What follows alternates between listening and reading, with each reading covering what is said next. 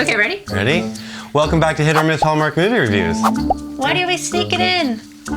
I like doing better. All right, welcome back to Christmas in July. Actually, today it's Hanukkah in July. Oh, that's right. It's Hanukkah in July. Hanukkah! Hanukkah! Hanukkah! That's very true. So we're taking, Christmas in July as an opportunity to catch up on some movies that we missed the first time around last year, and this was one of them. The schedule was insane. It was. Today we are reviewing Hanukkah on Rye. I'm excited about this one. I wanted to see this the first time around and I missed it. So disappointing. I was actually looking forward to this one. Yeah, I don't remember why we missed it. But anyway, this one is starring Yael Grobglas? Yael? Jeremy Jordan and Paula Shaw. Love seeing her. We've seen Jeremy Jordan in Holly and Ivy.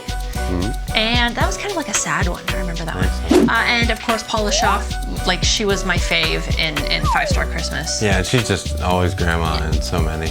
She's great. And what's that? You say, I only hear what I want to.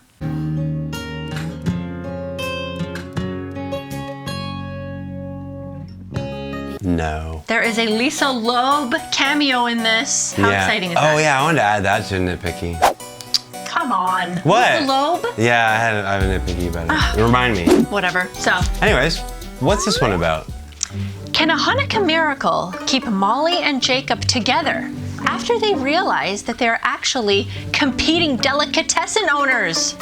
Deli! That sounds quite silly when that like synopsis. There's actually a bit more to this. I mean, Well, yeah, quite a more lot. to this. So what did we think? So I think this was the Jewish movie John has been waiting for and wanted for a while now. It really was. Yeah. We finally hit the Jewish jackpot. Oh boy. He hit the Jewish jackpot. It was chock full of fun Jewishisms that, as I mentioned, were completely left out of the wedding contract. Yeah. So I'm glad at least I got what I wanted. Yeah, okay, so I'm gonna start off with just a bit of a disclaimer because I feel like it's a bit necessary. I don't care if it takes the fun out, I don't care. I always feel a little uncertain reviewing a Hanukkah movie. Just as uncertain as I feel about reviewing like a Hindu movie. I'm not well versed in the traditions and the culture as a whole.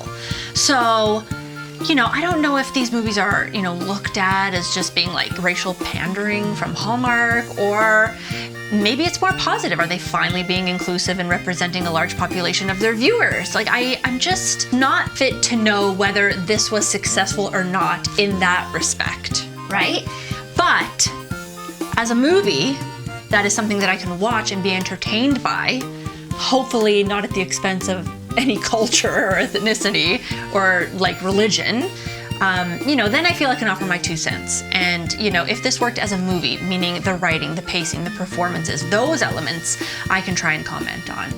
Okay, so disclaimer over. I just felt like I needed to say that. Oy vey! Way to suck the fun out of it, Daniela. And way to bring back the cultural appropriation. Oh my Well, God. that's what I'm here for. Oh my God. But yeah, a lot of Hanukkah movies end up kind of feeling like a Christmas movie that just got a dreidel dropped on it. Yeah, But I think so. to me, they nailed this one. It's like I don't know how much more Hanukkah knowledge we need to get from it, and this was really not too much about Hanukkah, and way more about the families and the delis. I don't know. I guess so. We are very much reminded every single second of the Jewish culture in this one. Well, of course, but more or less because of the stores, and like a big part of their culture is, same thing as Italian, just having like Sure. having those shops that are quintessentially Jewish, and it's like I found it more odd that people were traveling and doing like business stuff during Hanukkah. If anything, that's the weird thing to me. Maybe that's not how that I don't know would go. if that's a typical thing. I'm not sure. Regardless, though, as a movie, I thought this was great. Oh, for sure. It's essentially You've Got Mail meets Crossing Delancey and meets Little Italy. Little Italy. It's delightful and fun and like kind of cozy. I don't know. I really enjoyed definitely. this one. You can definitely point out that You've Got Mail subplot. Definitely. But this was definitely inspired by Little Italy. Yeah. And I think that's a good thing because that movie was pretty good. I love the dueling families trope because it's going to end in a good old double family hug in the end. And the two leads delivered here, possibly even better than Hayden Christensen and Emma Roberts. They were great though in Little Italy. Yeah, I liked it. this movie was no worse nor no better necessarily. No, I thought the two leads were absolutely great to watch. They have spot-on comedic timing as their characters kind of go from enemies to love interests. Yeah. I thought their banter strikes the balance of conveying their Jewish heritage without going too overboard and turning them into caricatures, because that's another thing that I would be worried about.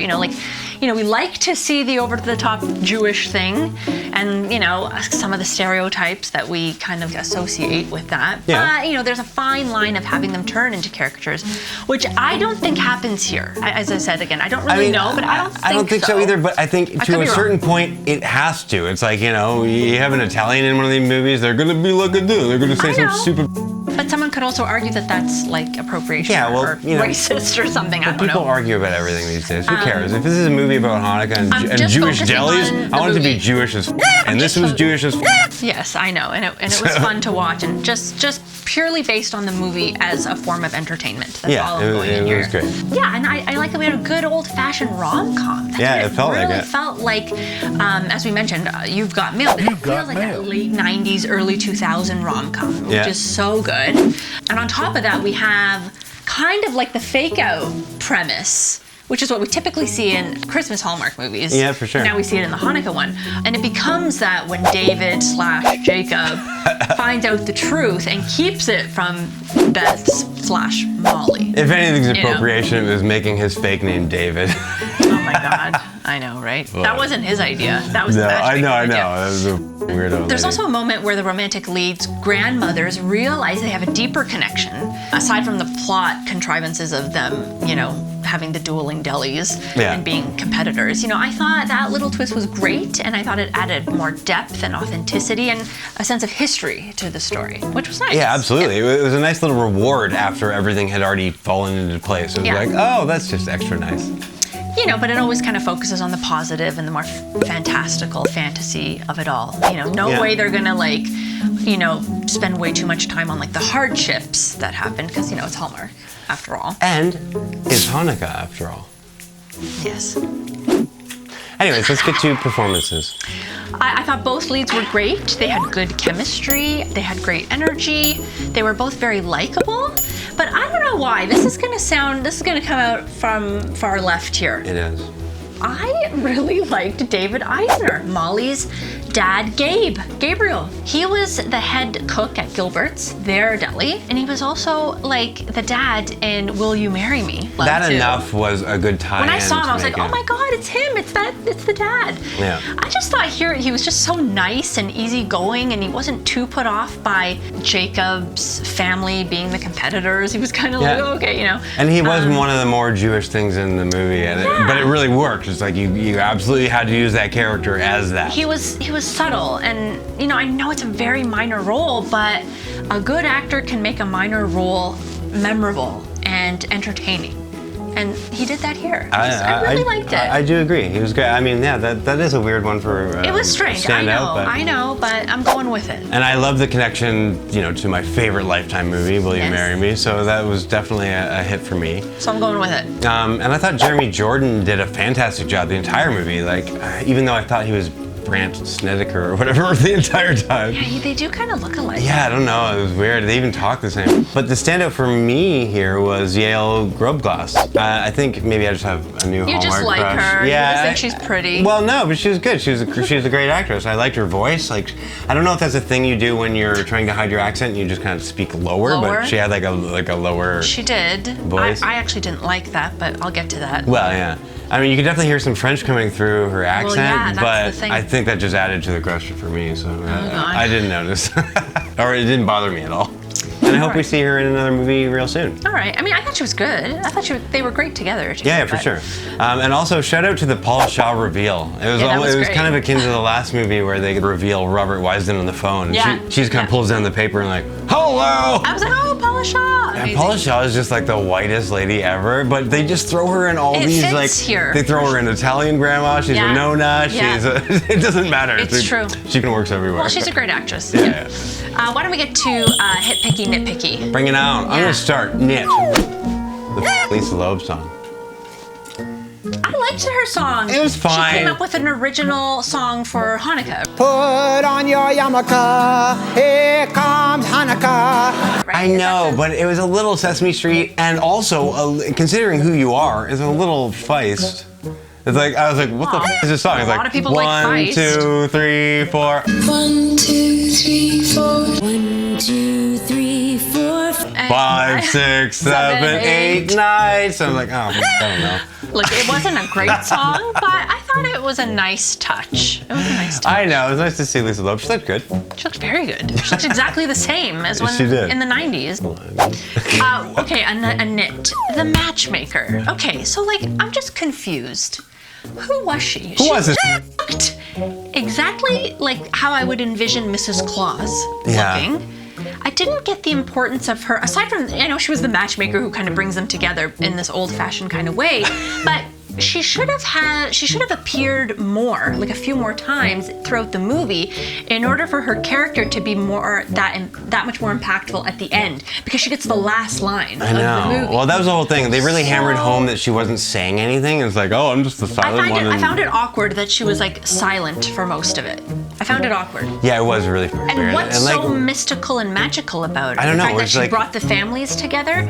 She should have showed up a few more times. Like I try and think of that movie with Jim Carrey and Morgan Freeman? Morgan Freeman, Yeah. and then you find out that Morgan Freeman is actually like the homeless person with the signs the whole time. Yeah. God, that's such a good movie. Yeah, that was. Bruce Almighty. I mean, it was kind of weird. It's like, I mean, just wasn't as was that lady impactful, 'cause like, it's like, who are you? Mrs. Hanukkah? It was just odd how much mystery they let her have. I We just need kept more saying back. like, is this ever gonna talk? We need more backstory there. Yeah, something. It was a little odd, Otherwise, but you're just at a the same time, it random didn't person. require that much explanation. We got the explanation of like, she's a matchmaker, let her do her thing. So it's like, I was fine with it. I wanted more development there. Yeah, maybe. Yeah.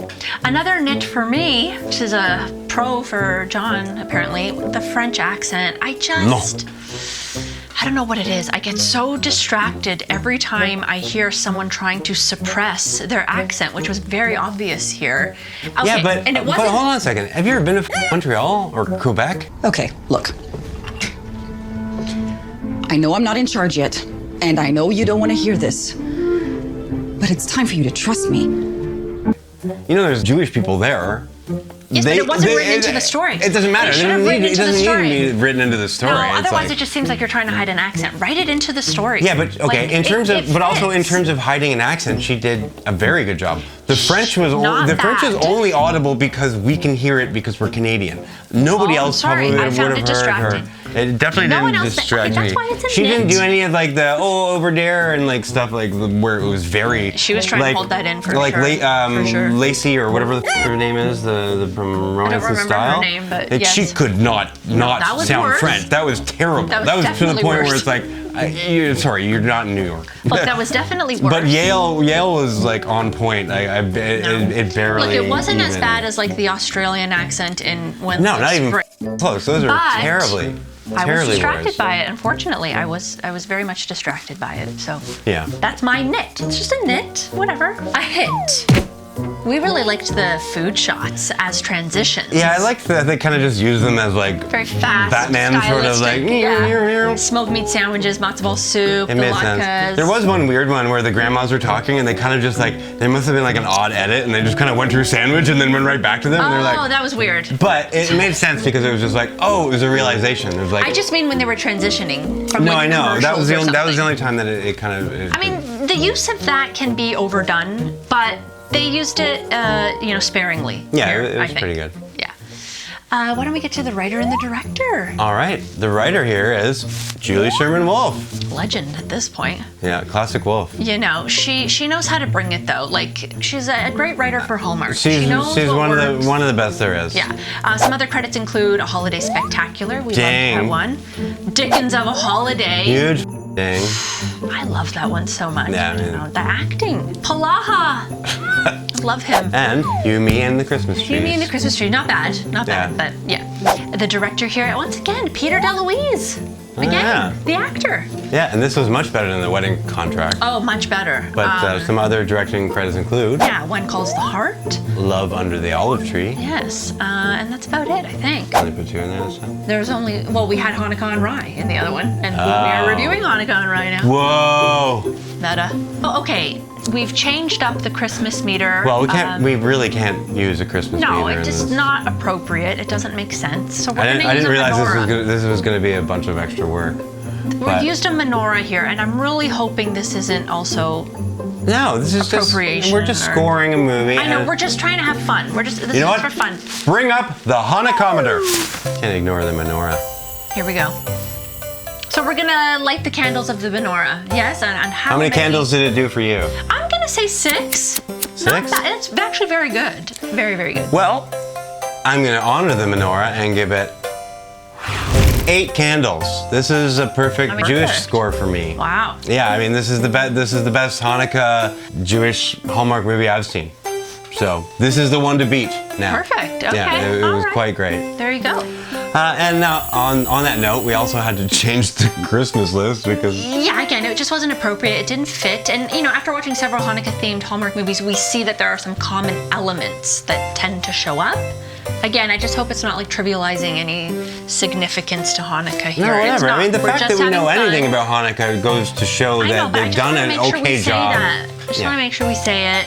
These are just some common themes. Don't piss off the Jews. Oh my god. All right, let's get to the Hanukkah list. All right, Hanukkah fake out. We have that here. Yeah, we absolutely Yeah, do. we do, and that's fun. Or Hanukkah confusion. Either way, yeah.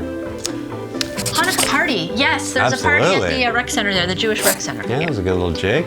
Reference to a dreidel, Definitely. of course. The song. They Is there a sang song? dreidel, dreidel, dreidel. It's- Hanukkah in the title. Yes. Yes, dang.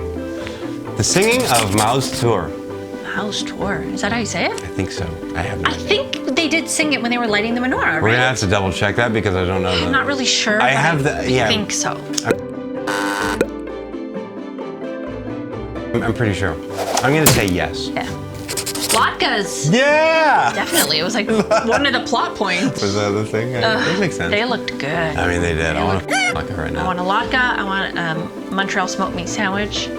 And Fiddler on the Roof makes an appearance. No, but he's definitely mentioned. Yeah, wait, sorry. The Fiddler on the Roof wouldn't make an appearance. That's not like a figure. It's just a book, right? He makes an appearance in Will You Marry Me on the roof instead of Santa Claus. Oh my They God. have both to honor both. But you know Santa what? That's Claus the and funny Fiddler on thing, the Roof. because in that movie it was supposed to be like sort of insensitive and stupid. Well, yes, I know, but That is funny though. Okay. I mean, there's definitely a Well, reference to Fiddler on the Roof. We can say Fiddler on the Roof shows like makes a there's a reference to. I mean, Fiddler no, on the definitely. It's definitely a thing. Roof. Yeah. We had fun No, with but it's this. mentioned, yeah. You know, I hope everyone is having just a good time with this. It's a good movie. It's funny.